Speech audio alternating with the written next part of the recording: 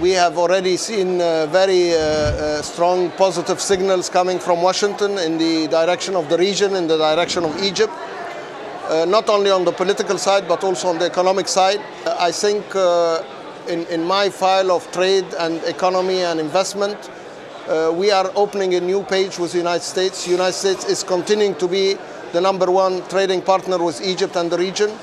But what we have been getting as signals have been extremely positive, that there is a clear wish and will to upgrade that economic ties in the next period. What are the trade issues affecting Egypt that you think still are unresolved from the Doha round? Well, the Doha round, unfortunately, have stalled. I don't think the global economic crisis is helping. If anything, it is making decisions much more difficult. We believe that the liberalization of certain markets, especially agriculture, especially certain protection today in developed countries like Europe, like United States, Australia, are limiting the ability of growth of the world. But more important, it's creating an unfair competition to the developing economies. We need to continue to push that boundaries to open up these markets. Unfortunately, there is a complete now switch in the positions, where in the past developed countries have been trying to convince developing countries to open up. It is the other way around. Developing countries are trying to convince Europe, the United States, other countries that it is good for their economy, for the world economy, to reduce the barriers and increase level of competition. One of the commitments of the Egyptian government is poverty eradication. And yet, despite the growth, about 15 or 20 million of your 80 million people are still living below the poverty line at very low levels. Why is that, and what do you need to do to fight that? Well, first of all, the reform is an imperative to allow us really to eradicate the poverty in Egypt. So many people say growth have happened, we have not seen much improvement in poverty. Well, it is not against reform, because we have to continue reform to achieve that.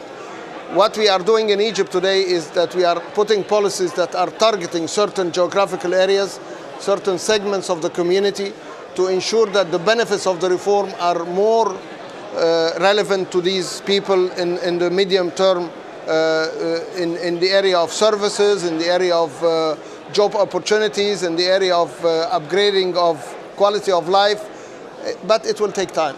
Now, Mr. Minister, you wear another hat. You're economic coordinator of the Union of the Mediterranean, which brought together Egypt and France under Mr. Sarkozy and Mr. Mubarak as the co-chairs of this initiative. But people don't really understand what the Union of the Mediterranean is, and people are kind of skeptical. Is it a talking shop, or do you actually plan on delivering results? The vision of the Union of the Mediterranean is to have an equal footing union between the north and the south of the Mediterranean. It is visionary in the sense that we would like to see all the countries surrounding the Mediterranean are capable of creating a completely new world in the area of economy, in the area of trade, in the area of culture, education, and as well as security from a political point of view. It is a transition. Many people not happy with the change because they are not very clear in their minds where we're going. What complicates matters are factors that we cannot get away from. The Israeli-Palestinian conflict, the fact that Europe today is 27 identities. Many of them are not actually on the Mediterranean, but they still have a say in this union. But nevertheless, I believe that from an economic point of view, from a global competitiveness point of view, there is a lot of merit if we can really make this work in a way that countries around the Mediterranean can benefit of very free flow of people, goods and services. It will create a very substantial market in the next 10-15 years.